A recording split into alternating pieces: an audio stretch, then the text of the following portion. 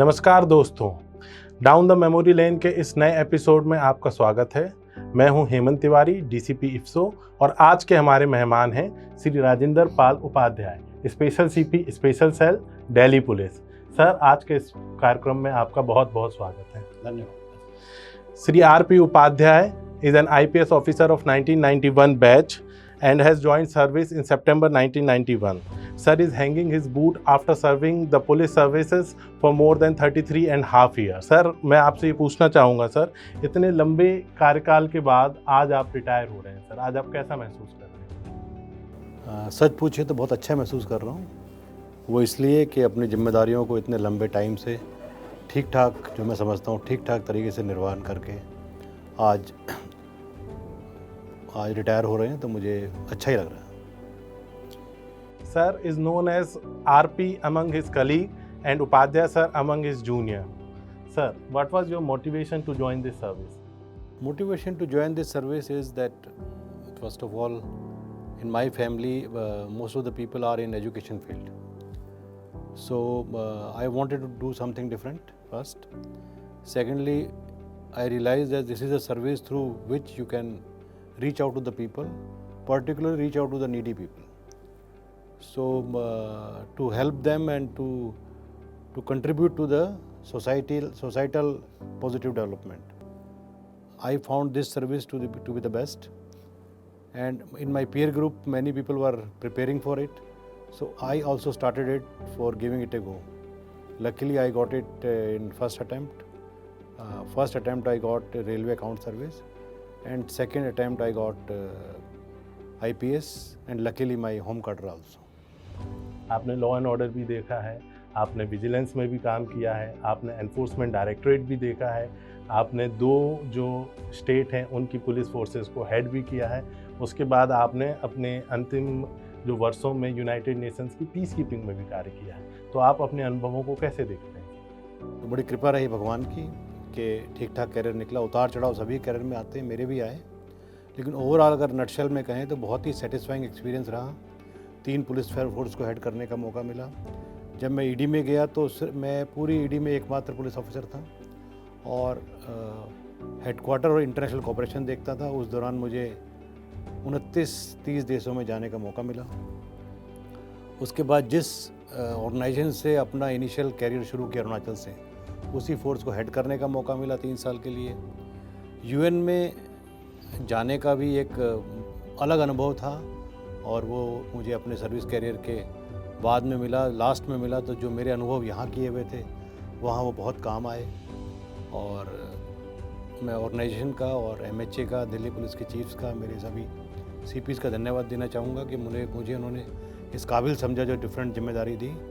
और आखिर में बड़ी मेरी इच्छा थी शुरू से कि मैं स्पेशल सेल में काम करूं, और सीपी साहब ने और डिपार्टमेंट ने, सभी ने मुझे इस काबिल समझा कि मुझे लास्ट के 11 महीने as special CP special cell काम करने का मौका मिला। तो बहुत ही सेटिस्फाइंग एक्सपीरियंस रहा और डिफरेंट फील्ड का एक्सपीरियंस होना, मैं समझता हूँ आईपीएस सर्विस जो है वो लीडरशिप की पोजीशन है। आप सुपरवाइजरी ऑफिसर हैं और आप बहुत लोगों को लीड करते हैं जो आपकी तरफ बड़ी उम्मीद से देखते हैं। तो जितना एक्सपीरियंस आपको डिफरेंट डिपार्टमेंट्स का मिल जाएगा, जैसे दिल्ली पुलिस में मुझे विजिलेंस में भी काम करने का मौका मिला, डिस्ट्रिक्ट में मिला, स्पेशल सेल में मिला, होमगार्ड भी मैंने कुछ टाइम 2-2.5 महीने हेड किया। तो ये जो डिफरेंट एक्सपीरियंस है, ये इसका निचोड़ निकल के बहुत सारी चीज़ें ऐसी हैं जो आप समय के साथ बेहतर रूप से कर पाते हैं। तो मैं समझता हूँ कि ये एक्सपीरियंस के साथ आदमी मैच्योर भी होता है, और जो पूरा एक्सपीरियंस मिला इससे मैं बहुत ही सेटिस्फाइड हूँ और खुश भी हूँ। सर, आपके इतने लंबे कैरियर में sir, what were the most interesting moment where you thought कि मतलब I have done justice to the role I have been given? Sir, देखिए, जो मुझे कुछ 2-3 घटनाएं याद आती हैं वो मैं समझता हूँ कि दमन एंड दीव की घटना से मैं स्टार्ट करता हूँ। जब मेरी सर्विस कोई ज़्यादा नहीं थी, 10-12 साल की सर्विस थी, और एआईजी को पुलिस को हेड करता है वहाँ, तो दमन एंड दीव बहुत ही शांत प्रदेश के रूप में जाना जाता है। उस टाइम में एक ऐसा क्राइसिस आया जो ना कभी वहाँ आया, ना कभी आए भगवान की दया से, ना उसके लिए कोई तैयारियाँ थी और ना ही उसको कभी इमेजिन किया गया था। एक ब्रिज टूटने से एक त्रासदी हुई जिसमें 32 बच्चे समुद्र में डूब के मर गए। उसके बाद पब्लिक में जो गुस्सा था उसका इजहार करना था और पुलिस ही पहला एक ऐसा गवर्नमेंट का तंत्र है जो इन सब चीज़ों को डील करता है। तो पब्लिक ऐसे मुद्दे पे आंदोलन कर रही थी जो बहुत ही इमोशनल था, टची था, और उसमें क्लियर था कि किसी न किसी की गलती से इतने सारे बच्चों की मौत हुई है। एक छोटे से 4 लाख के शहर में 32 बच्चे अगर भगवान को प्यारे हो जाएं तो आप समझ सकते क्या स्थिति रही होगी।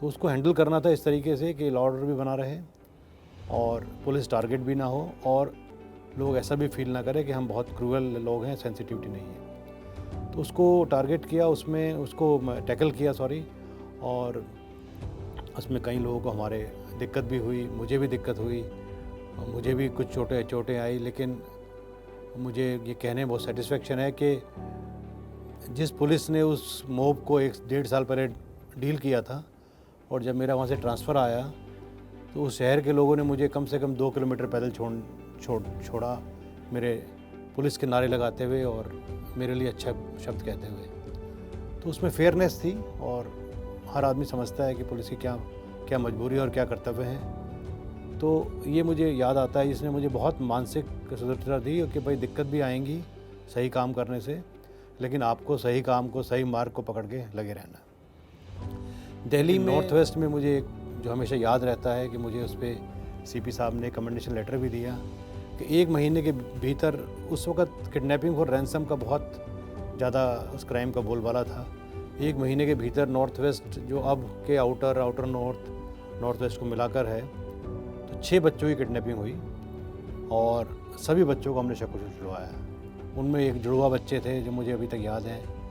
क्राइम ब्रांच में एक बच्चे का किडनैप हुआ जो 11 दिन उनकी कैद में रहा और बाद में हमारी टीम ने उनसे उस बच्चे को छुड़ाया, जिसमें एक अपहरणकर्ता की मौत भी हुई और बच्चा बिल्कुल ठीक ठाक है। अभी भी मैं उसके माँ बाप के टच में हूँ और वो बहुत अच्छा कर रहा है। वो स्कार जो था उसको 11 महीने अपहरणकर्ता के रहने का, उसको भी हम लोगों ने अपने हिसाब से डील किया।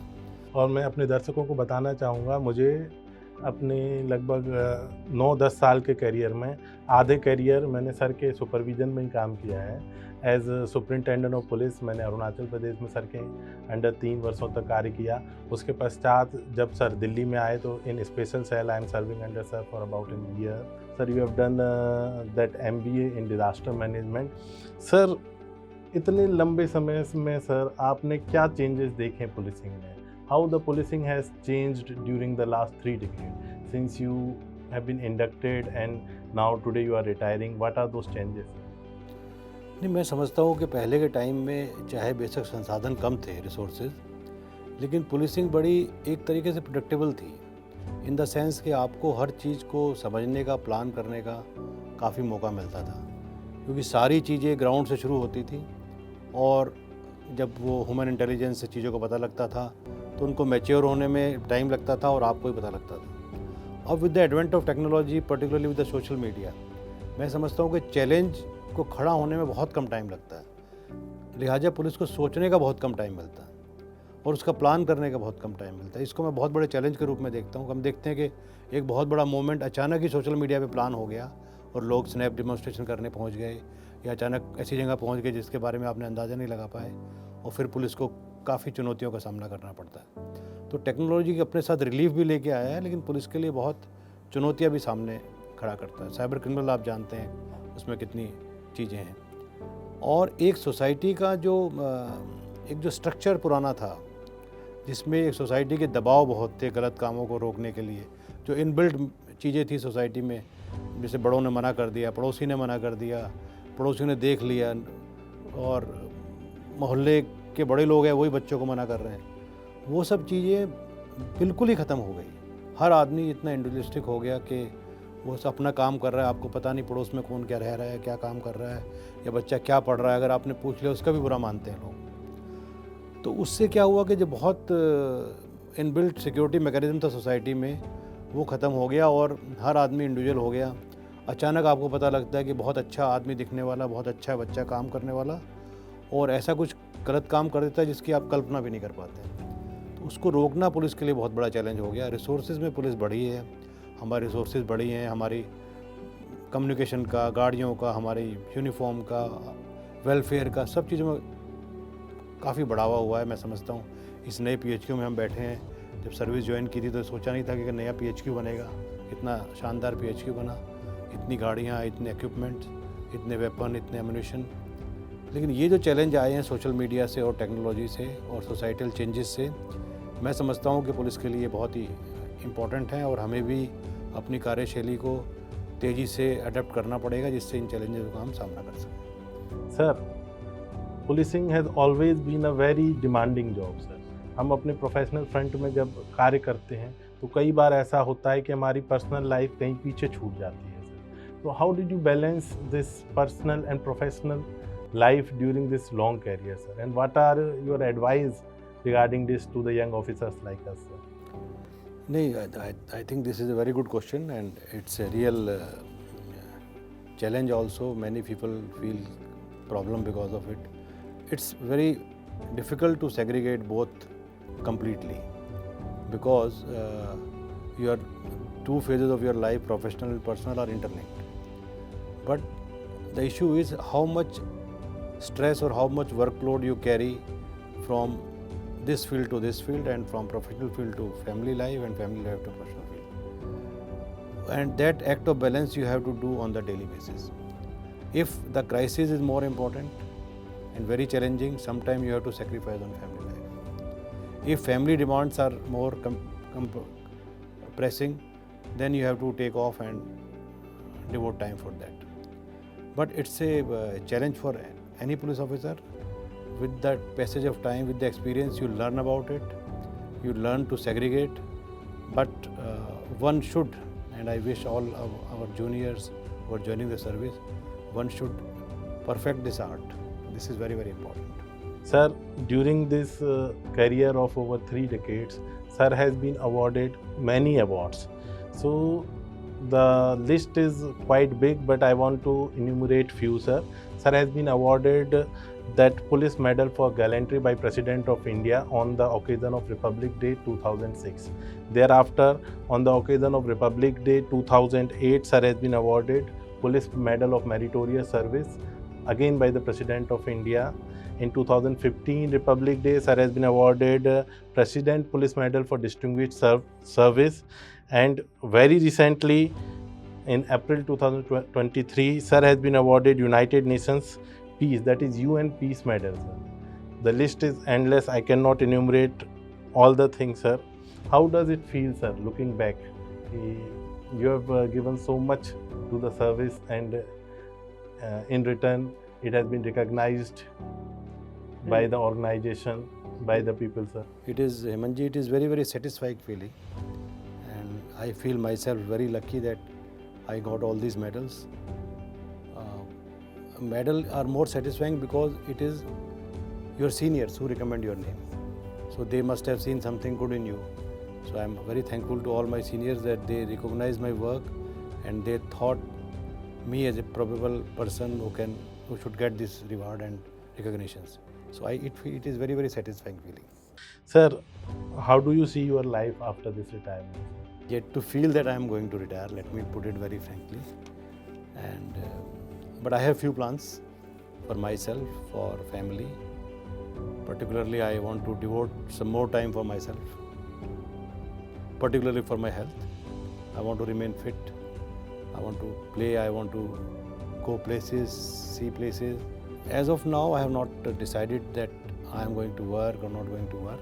So what kind of advice do you want to give to the young officer coming in the service, sir? Yes. But my only advice to young officers that though it may not look very conventional, but government has chosen you for leadership positions. So you are the leader of the force, and leader should have some basic qualities. For example, what leader should look into their force, first he should have that himself, so that you need not to guide more, you need not to preach. People should see you and they should learn from your work and behavior. So all officers must try to be a good leader, very fair, impartial leader, and always look for the welfare and development of the force. I think that's all I wanted to say. So there is a saying in English that one never retires You never really leave a place you love. Part of it you take with you, leaving a part of you behind, sir. Sir, I wish you a very healthy and blissful life ahead, sir. और आप सभी दर्शकों का हमारा साथ देने के लिए, देखने के लिए बहुत बहुत धन्यवाद. Thank you, sir. Thank you very much. Thank you. Thank you.